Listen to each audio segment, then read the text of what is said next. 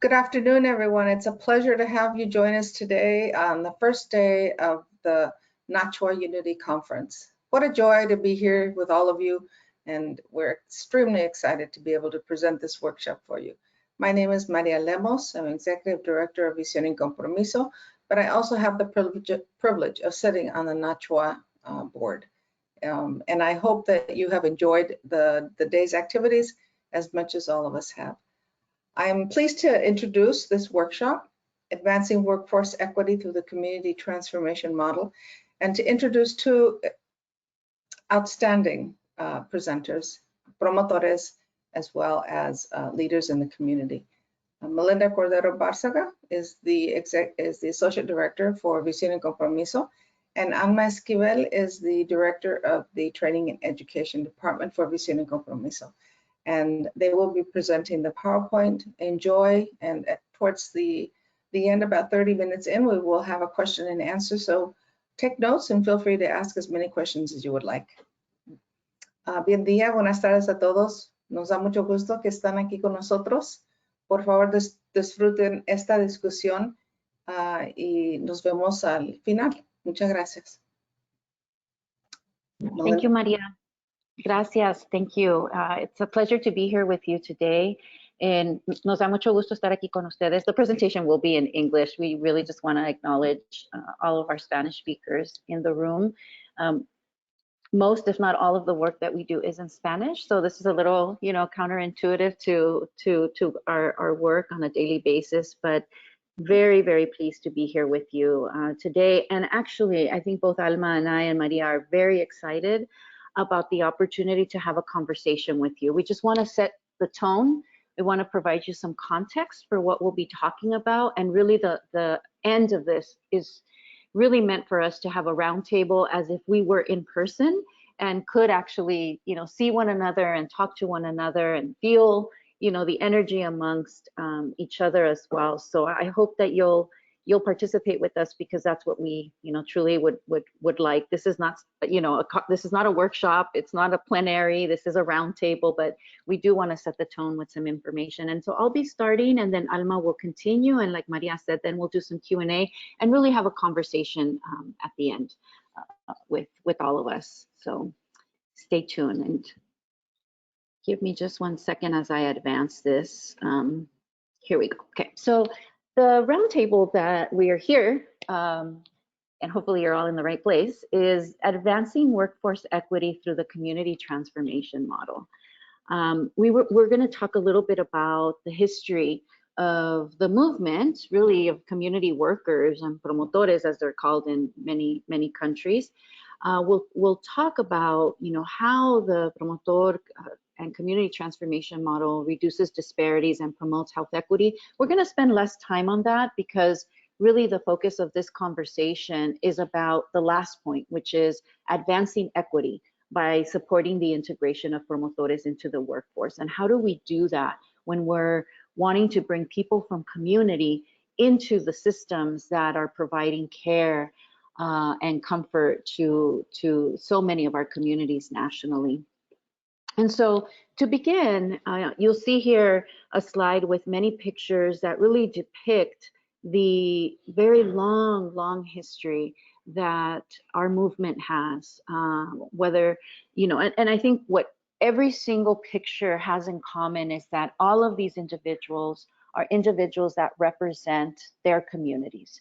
They're from the community, they work in the community, they live in the community, and were invited, asked to partner with because they're in the community. And so you see at the top left corner, a woman in Russia called a Faldischer. Below you see a man from China called a Barefoot Doctor. You see a woman in Africa at the bottom. On the other side, you see women from India.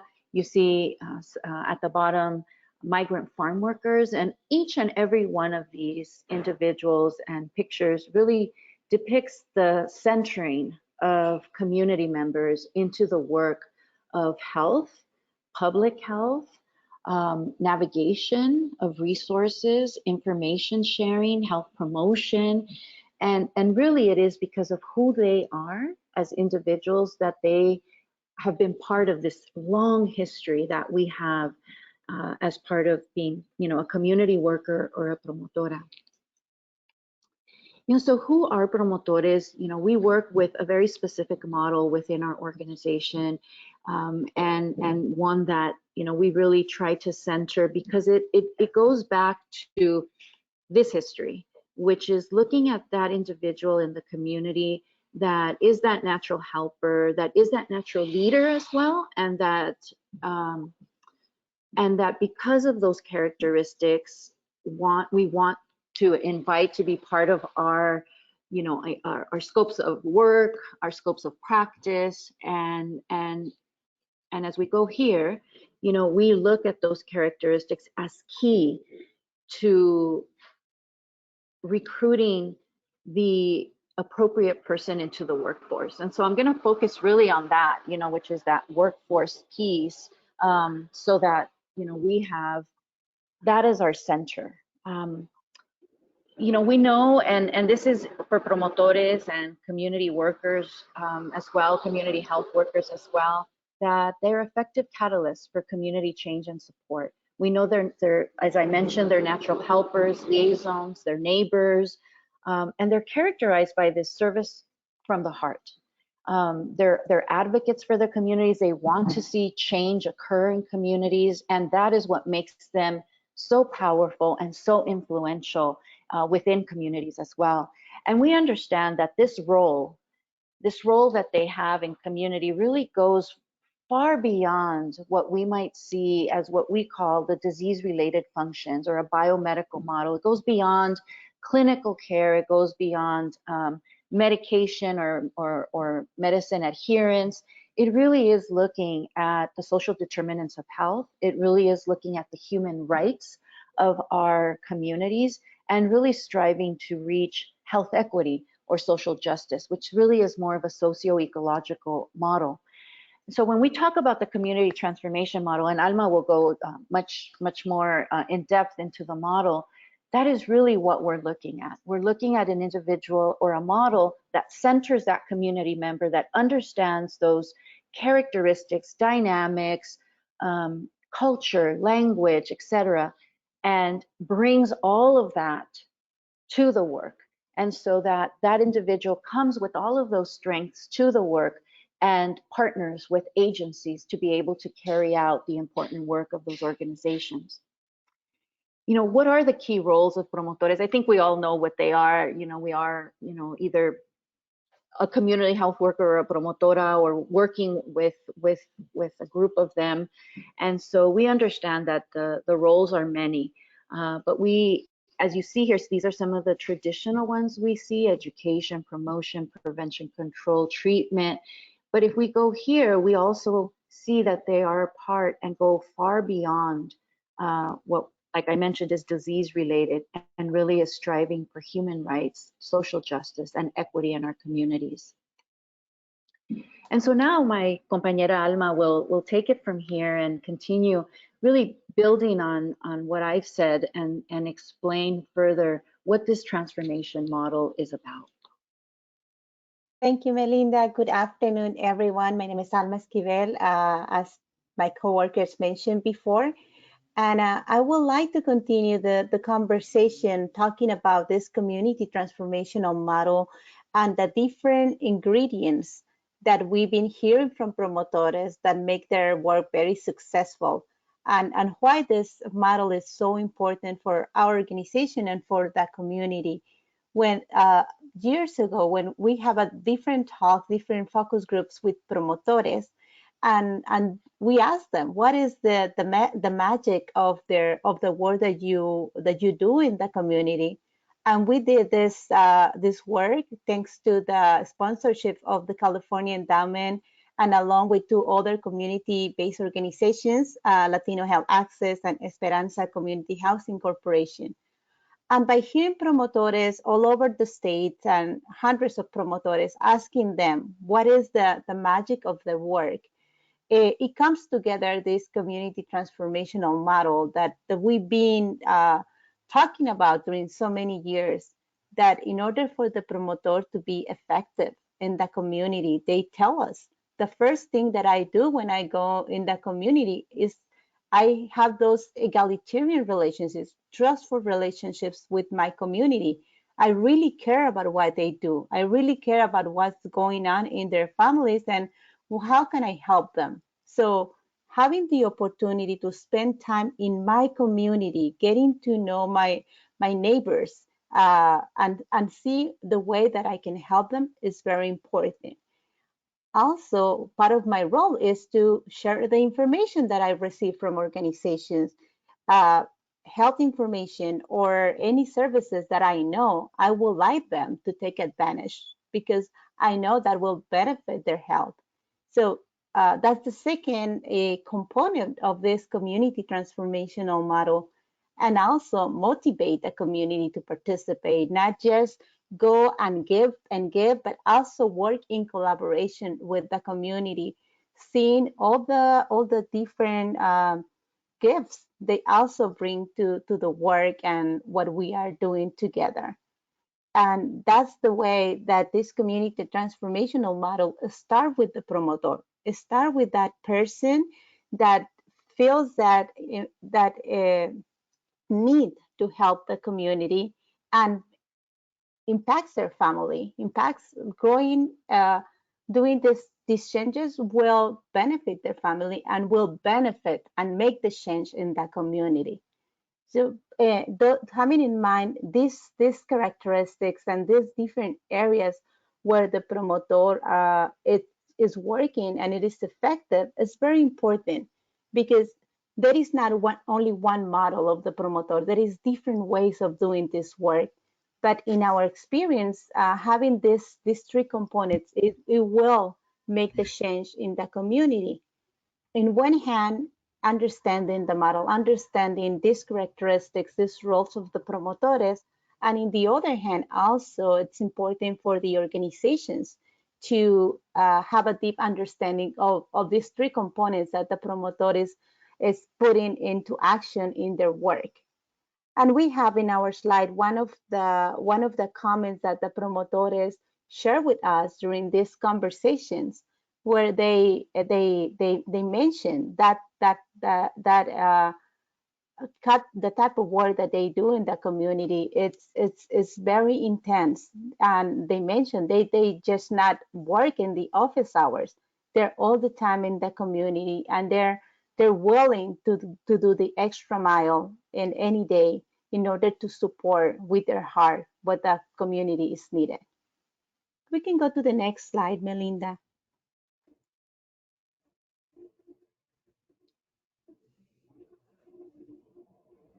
So having this in having these three different areas or these three different components of the community transformational model also give us a big opportunity and a big challenge to make sure that the organizations that are collaborating with the promoter or the promoter is collaborating with the organization makes a good fit, makes a good understanding, because promotores as members of the community, they have special characteristics, special gifts that we need to be aware in order to support that work that they do in the community. The promoter needs support, needs training, but they bring a lot of gifts with them. And also the organization that will embrace the promoter also need to understand the different challenges that the promoter could encounter, the different gifts in order to be successful.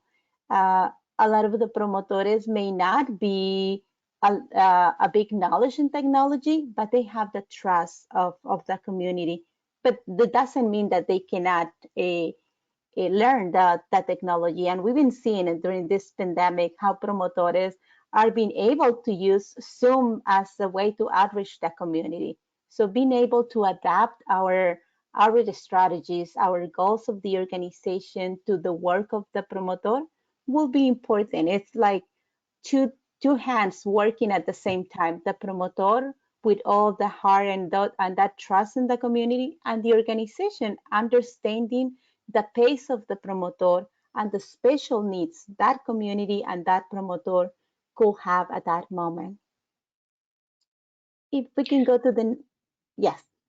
Alma, if I may jump in here and give an example, I think we wanted to share the example of Marisol, who's a promotora that's currently working with us and to, I think, help bridge, this model that's based in community, that's focused on transformation in community and looking at all of those potential employers that could, want to partner with so many community leaders, and just to, if I may, just go back here and provide you an example of someone that I think exemplifies. I think there are many examples of this, but I want to just quickly add the story of Marisol, who is a woman who is from California, is a farm worker and had been a farm worker for many, many years.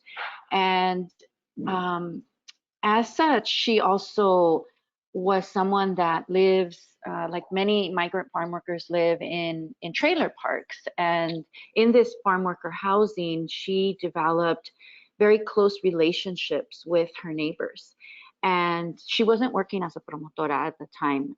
She didn't have that official affiliation, but she was and is a promotora. She was ensuring that neighbors in her trailer park area, especially seniors, were taken care of. She made it she made it like her work, her goal to really ensure that they had food, and was doing this prior to the pandemic, but during the pandemic, it really exacerbated the need. And so Marisol took this on even more and went to the food bank herself and ensured she was bringing back food for the seniors and leaving bags on their steps to ensure that they had what they needed.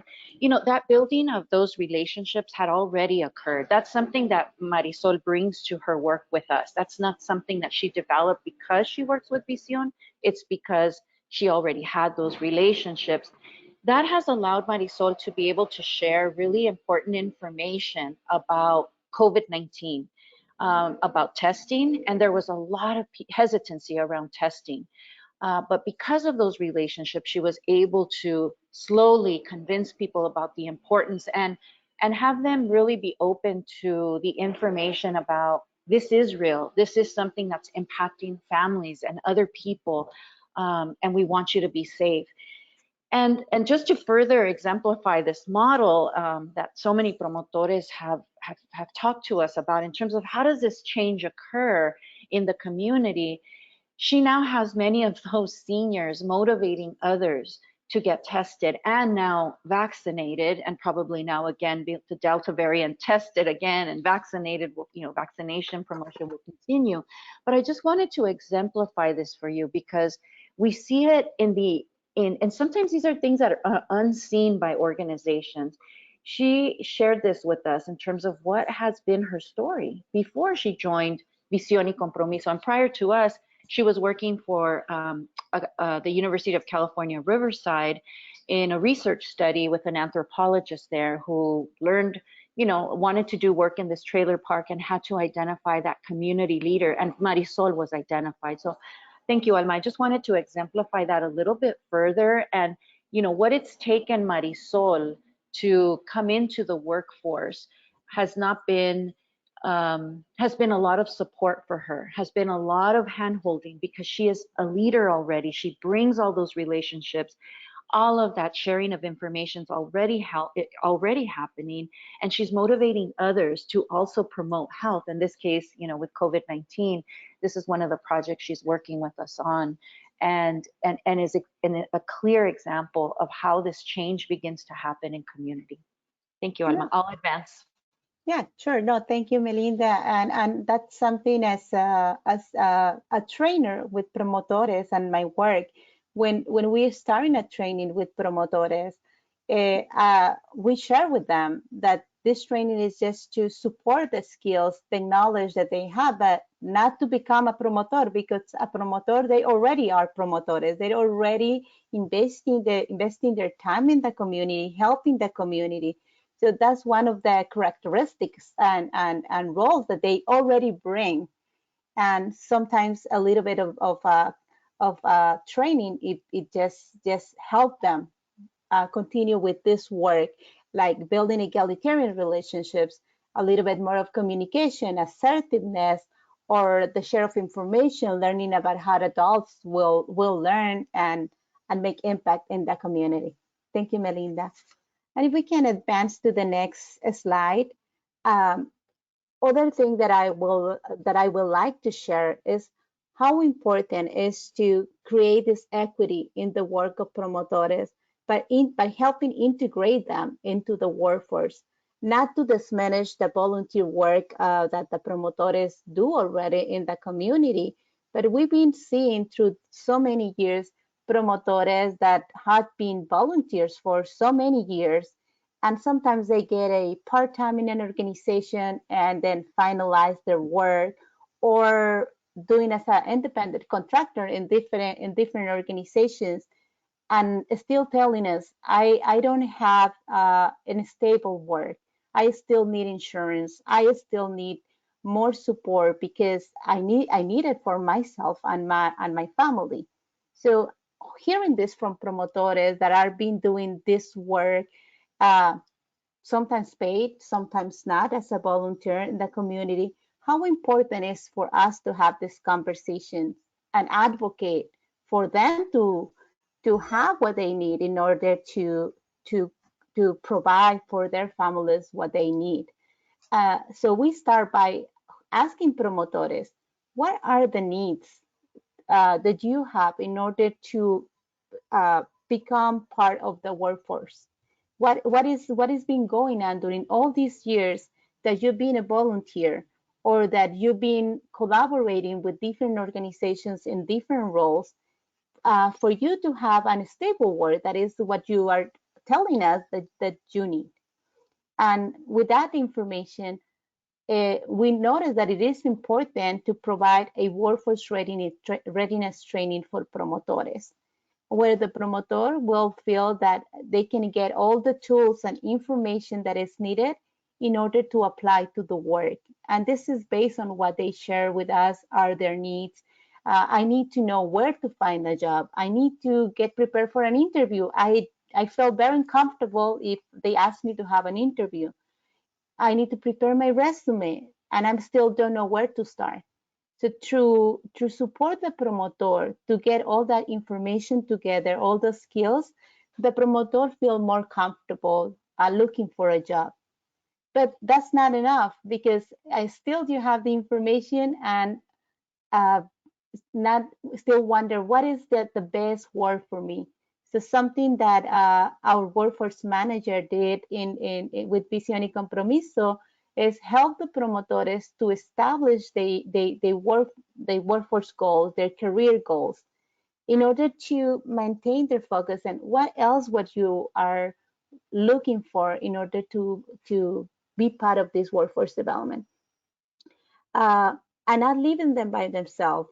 Sometimes the promotores take more than 3 phone calls, or getting in person and make sure that we can review together their goals, that they're still working on their resume, they're still working on having together all the documents that they will need for the interview. So what I'm trying to highlight here is that path that is needed for the promoter to feel comfortable and applying for jobs. That is something that they are telling us that it is important. And by grabbing them by the hand and having these conversations with them, what we've been seeing is the promoter take the initiative and get other trainings and get prepared for the workforce. We have promotores that get certification as domestic violence counselors or mental health counselors in order to feel more prepared to go and apply for the job that they put in their career goals. And I would like to highlight one of the promotores that was very excited when we invite her to be part of this workforce readiness training and program, where she will receive the one-on-one support and the mentorship program. It's Andrea Lizama, that is the lady that you are seeing in the screen, said, "Oh my God, this is the kind of program that I've been waiting for so long." She's a professional in her country. She's a social worker, but she was cleaning houses in the United States and helping the community as a volunteer. And when we talked to her about this program, it says, this is what I was waiting for, because it makes me realize the strengths that I have, and also what else I need to develop in order to feel prepared to really apply for a job that will make me, that will allow me to do the work that I always like to have. And now she's working as a full-time as a crisis counselor. And it's this process that promotores need in order to integrate the workforce. So for some of them, it takes some years. For some of them are fairly new, but it still works. That one-on-one conversation, that training that gives them the feel secure that they have all the tools they need in order to apply for a job. Let me go to the next slide, Melinda. And hand in hand with the preparation of the promotores to enter the workforce, it's also the need of the organizations. The workforce priorities not only apply for the promotores, they also apply for the organizations that still need support in helping understand how I going to collaborate with promotores. Is there a job description ready for me? What is the rate for the promotores? So a training to prepare for collaborating with promotores and community health workers, it's also necessary, and that's something that Visión y Compromiso also is being providing for organizations. And it's work that we've been doing through years and learning for organizations what else is needed in order to support the promotor. Understanding the role, it's important, because sometimes we put up job descriptions that we ask for bachelor degree, or we ask for different characteristics that will not be the role of the promoter, will not be those specific course of trusting relationships that it's included. And also the support they need as for that community, and the continuous training, and what kind of supervision they will need, having in mind all this special needs that we talked before. Recently, we had the opportunity to Visión y Compromiso to collaborate with Latino Coalition for Healthy California, that they were doing a research project and also include other organizations.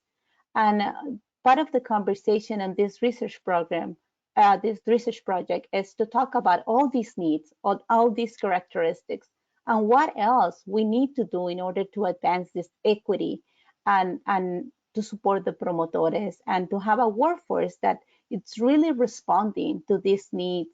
So I invite you to continue supporting policy that brights more the understanding, how can we support better the promotores. And during this research, what we come together, and something that resigned to this conversation, is that we need sustainable funding. We need more funding for the promotores workforce, and that funding is not only related to the medical field, because a lot of community-based organizations don't receive the same funding if they're not tied to medical service. Another point that it is important to have in consideration when we want to advocate for this workforce is equity and professionalization. I know there is a lot of conversations about certification and the way that we can standardize the training of promotores. We also have to have in mind that the promotores, one of the core characteristics is that community connection, that work that they do before coming as a promotores. And one of the things that we hear is that we can train the brain, but we cannot train the heart. It is important to have also in mind, if we want to provide opportunities for the promotores, have in mind all that life knowledge and information that they already have. The third thing that I want to point out is that promotores, we also belong to the communities that we serve, and we serve the most underserved and most vulnerable communities. And that means that a lot of our promotores, and I identify myself as a promotora, also are part of those stigma, those language barriers that we encounter, and that injustice and legal barriers. As sometimes when we want to apply for a job, we have a profession in our country, or maybe the lack of documents. But all these other gifts that the promotor brings to the work are equally important, and we need to support those promotores that have that have been doing the work, that have those characteristics and making an impact in the community, and try to make those barriers away in order for them to also be part of this workforce development, and investing in also seeing that life experience as a job skill, that those relationships and those services that the promotor provide as part of the policies, where we want to make sure that it is important in order to create this equity for the workforce development of the promotor. Melinda, do you want to add anything about this for points that I just mentioned? No, Alma, I think that I think this is a good transition to the audience, and I think we've hopefully triggered some thinking and some ideas and some opinions that you all would want to put forward into a conversation through the chat, through the Q&A. I think we're ready now to take, any questions, and also any comments that you think, that came up for you, this response. I think, I know we're not in person, but if we were sitting around a table, we would have a conversation, and I invite us to have that conversation. I will stop sharing my screen so that, that this is not in the way. But just, thank you, Alma and Maria, and on my behalf too, thank you for coming to the roundtable today, and please don't go. We really want to have this conversation with you. Just bear with me, Alma, I think, just so I can stop showing my screen. Yeah. You see us, right? You don't see the presentation anymore. Is that right? Exactly. Okay. Very good. And so I know Sunny's behind the scenes helping us, and I think we would be ready now, Sunny, for any questions, or if, I know we talked about if anybody wanted to open their camera, that option being available. I know we only have 25 people that can do that, but I think having a face-to-face or at least a conversation would be very fruitful. Well, Melinda, I have globally unmuted everyone. So for those that are interested in unmuting and asking a question directly, simply go ahead and click on your microphone to turn it green. And then just to have a cadence of who's on first, if you could raise your hand first, and then I'll simply call your name. I have an excellent question here already provided by Lisa Ann Wheeler, who is the patient navigator for the Department of Public Health in Georgia on the breast and cervical cancer screening program. She asks, and it gives a little background, I'm at a loss as to how to connect with the Latino Hispanic community. Prior to the Trump presidency, this community embraced the breast and cervical cancer program, then stopped because they thought that they would be deported if they came to the health department while Trump was in office. How can I start to bring this community back into this amazing program? Wow, I think you reflect what many jurisdictions, counties are facing in many parts of the country. So thank you for the question.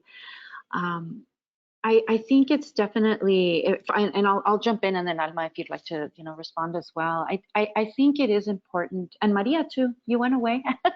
You too. I'm here. You know, I think it is important to build partnerships. Perhaps the county or the jurisdiction is you know, represents government, and so I think that there are so many community-based organizations that are long-time advocates for those communities, for those Latino communities that you're speaking of, and they have the relationships with community leaders. And I would invite you to reach into those community-based organizations and create those partnerships, or if you don't already have them, but you know, let them lead you. Let them, you know, be partners with them, because they will help share the good news with the community members. But I think you might need, you know, the stakeholders or the people that hold the key to be able to open the door and help you come in, given that, you know, you represent a government agency, and, you know, with the Trump administration, as you said, has just diminished any trust that could possibly be there. So that would be my comment. I'll now pass it on to Alma or Maria if they want to share anything. What I can add, Melinda, is that also building that trust, it takes time. But there is promotores in the Latino community. There is always that lead that wants to help the community. And once you start having those conversations with the community or with the community-based organizations that are already established, the promotores will ask for more information and will be that bridge for the community. I'll also say that what we've experienced in California, and we have a couple of projects that we're working with universities on cancer education and outreach, and we've experienced a high prevalence of cervical and breast cancer in our communities, and they go untested, and you usually don't find out until they're in the later stages. So I think it is critical to form those relationships with community-based organizations, get to know who they are, let them see you, hear from you, go in their presence so that they have a relationship with you. We're happy to help. We do have some contacts in Georgia, and so we're happy to connect you with those organizations also. We have a national presence, and we're thrilled that we can, you know, help you in that way.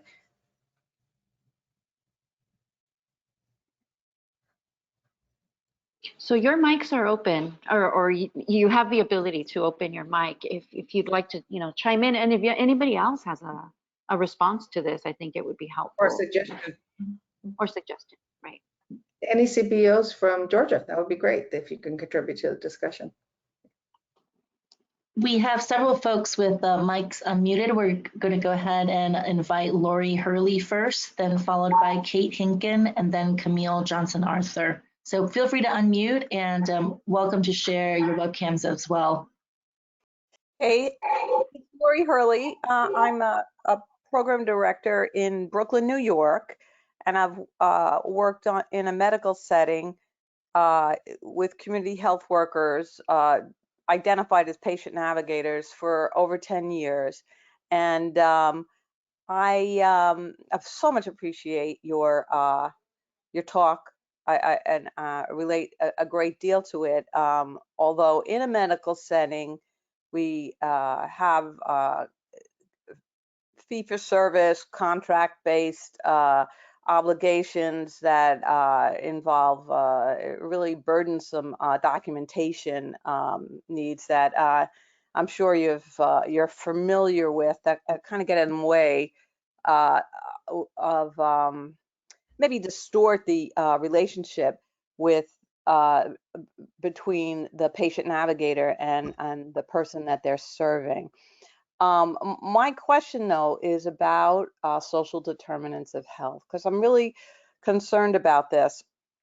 You know, we use that term a lot, and we can use that term to refer to when we refer someone to a food bank, or when we, you know, give them a telephone number to call somebody. But I'm very interested in developing greater advocacy skills among my team to, you know, either address illegal actions against them, against our patients or our clients, and to develop a better system of collecting information on that, so that we know, so that we're really looking at a broader level of injustice, not just the day-to-day emergencies.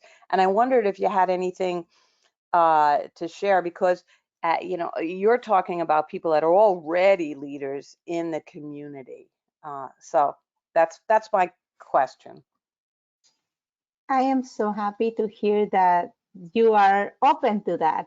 A lot of organizations, we hear that they don't want to dive into advocacy or to hear those changes in the services.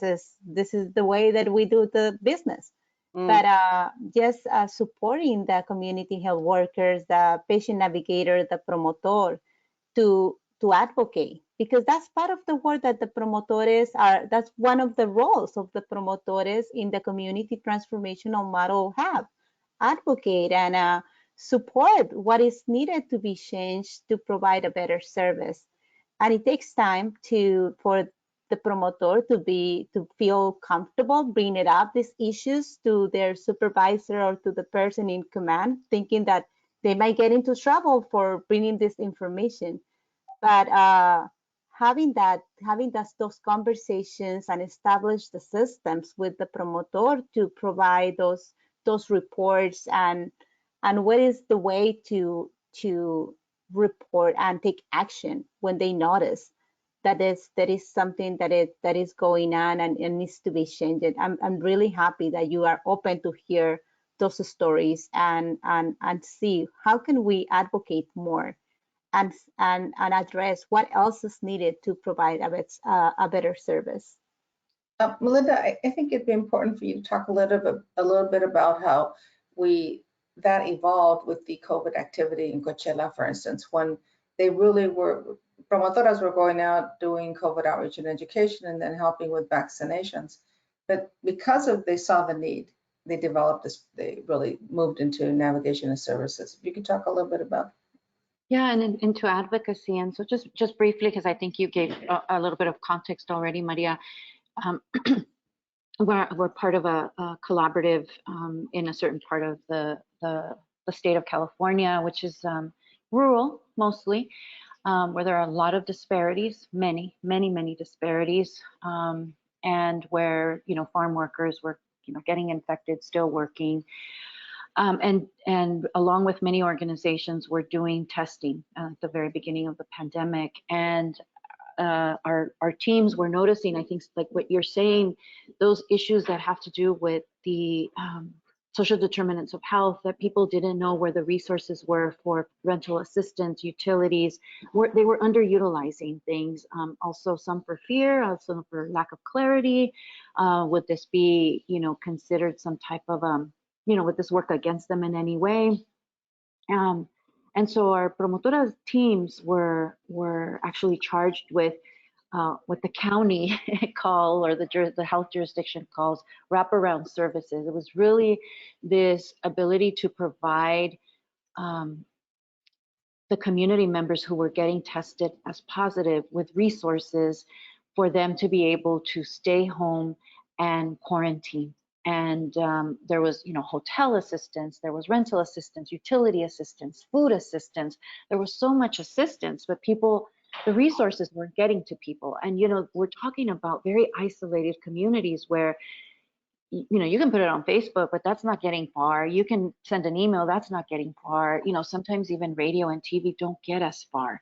And so the work of the promotores was just that, and working in conjunction with the county and their contact tracing team to actually get these lists and be able to, as partners of the county, be, you know, HIPAA protected, so that we could actually receive these lists of people, call people and say, we have these resources for you, so that navigational support. And what that has led to is, you know, as the promotoras, I'm sure as your example, as your navigators are noticing what's going on in the community, is there's this natural sense to advocate and want things to be better and want to resolve these issues. And so while we do training, we do have advocacy training that we provide to promotores as well. In this case, what that has done, they advocated to us, the organization that they work with. And so we actually sought funding to look at how we can actually address those issues that are going on in the community beyond COVID. You know, these, as we all know and we've heard, the circumstances that our communities are living in or were living in before the pandemic already existed. COVID exacerbated the situation. And so I think it's lifted everybody's awareness about how truly vulnerable our communities are, and so how much more needs to be invested.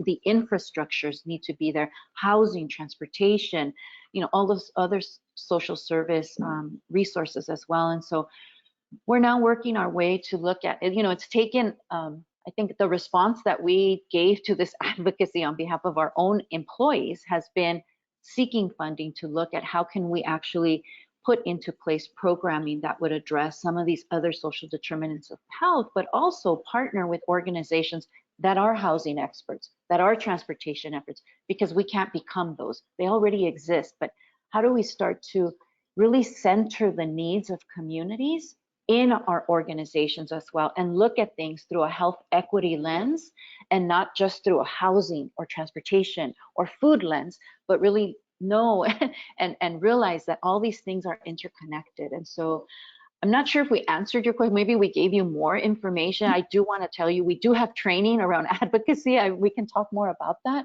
And we provide that to promotores because many agencies find themselves in the same situation as yours. I think it's important for the agency to have this socio-ecological approach, to encourage the promotores and the community health workers to look at outside of their job description and really to look at what's happening with individuals and in the community. Yeah, I agree with that. And just to quickly answer, and I also feel pretty strongly that we need to allocate resources to monitor outcomes, even if it's just a small QI project where you know, if there's a legal agency in the community that advocates for people, and you refer people who are seeking asylum or are unjustly denied housing, it would be very good to see what the outcomes of those referrals are, so that we could be sure to pay attention and not just have paper agreements, but real living agreements with other agencies. Thank you very much. Thank you. We have Kate Hinken, who has also raised her hand. Kate, would you like to unmute and provide your comment or ask her question?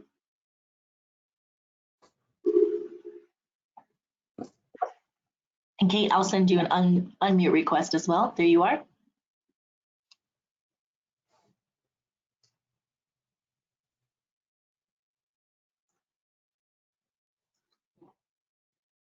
All right, Kate, we'll come back to you. Camille, would you like to state your comment or ask a question?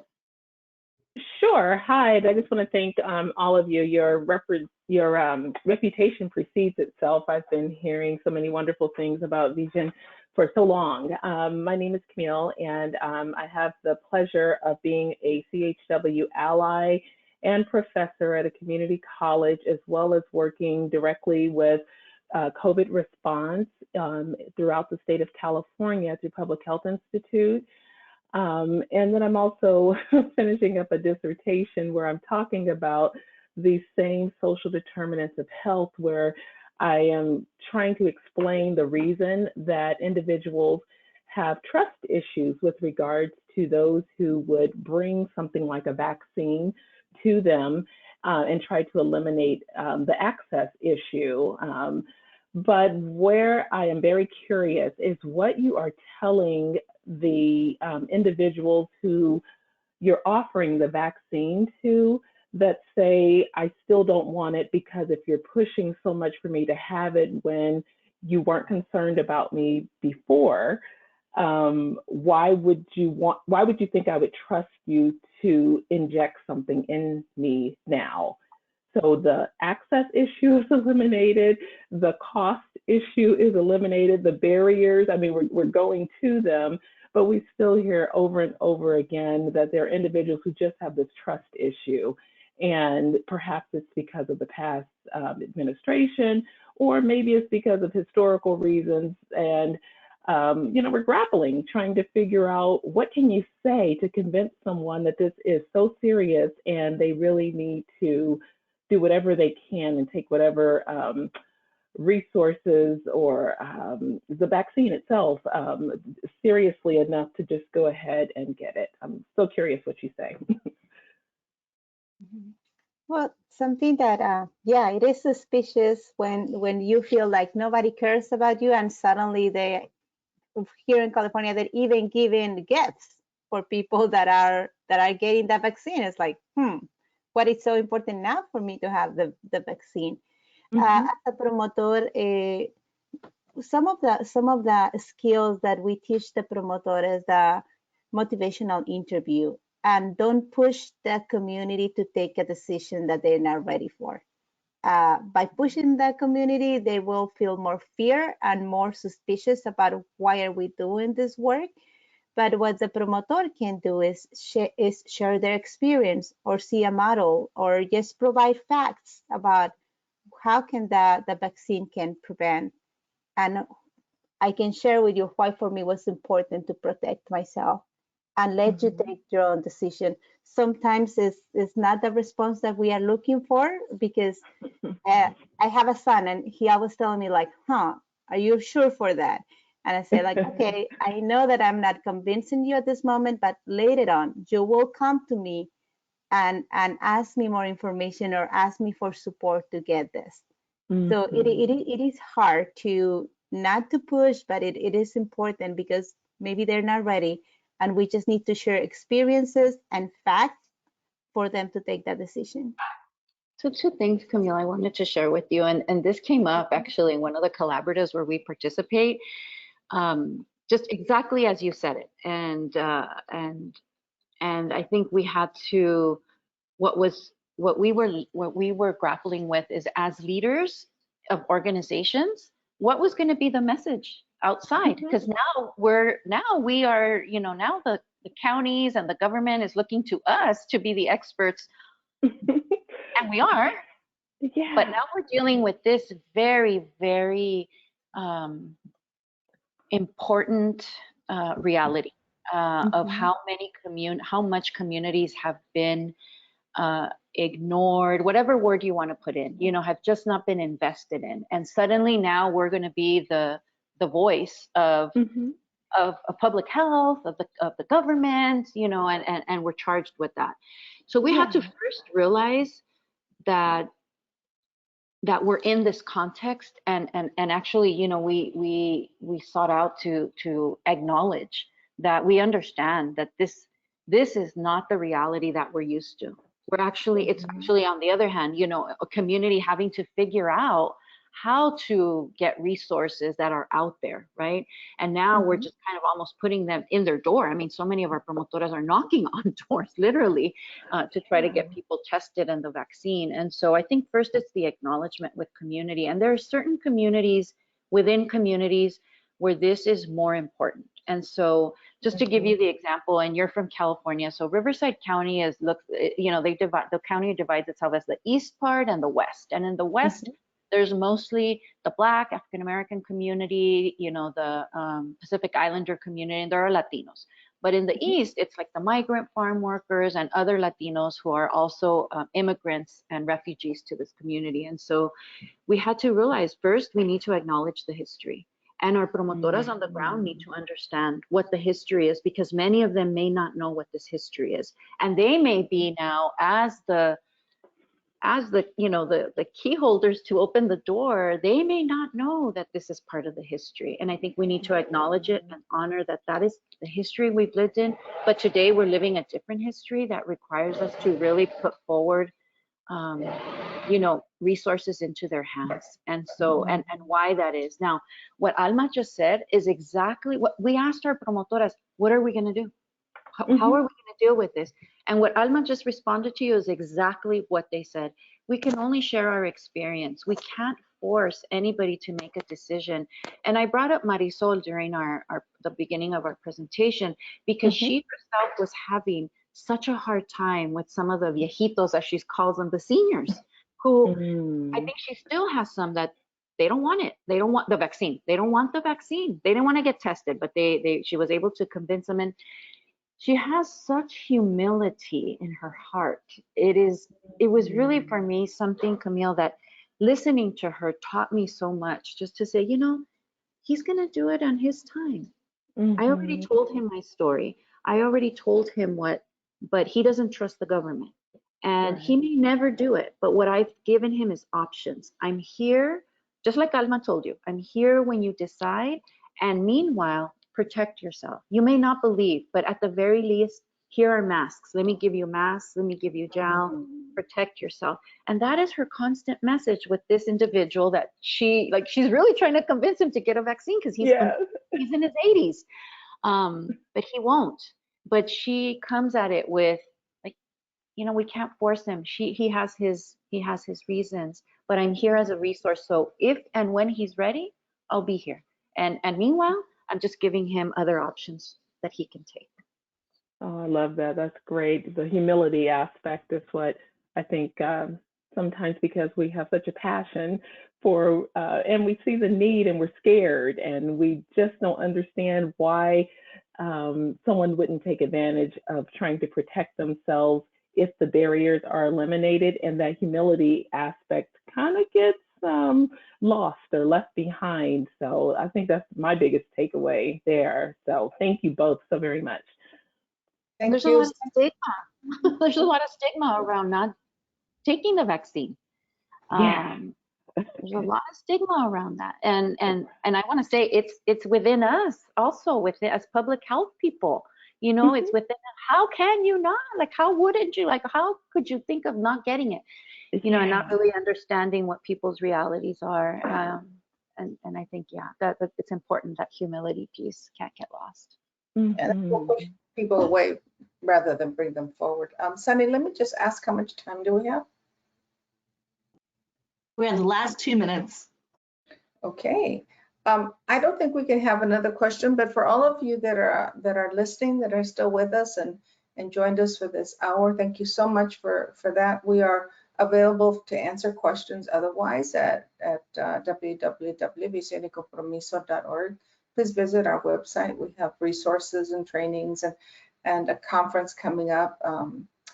All these things that we've been around for 21 years, so we're not new to the world of promotores y trabajadores comunitarios. Join us. We would like to thank you for being part of this discussion. I wish we could be in person so that we could sit around and really get to know each other. You could see us. We could do abrazos. It would be a different environment, and hopefully next year, NACHW will have a conference in person, and we will be able to do that.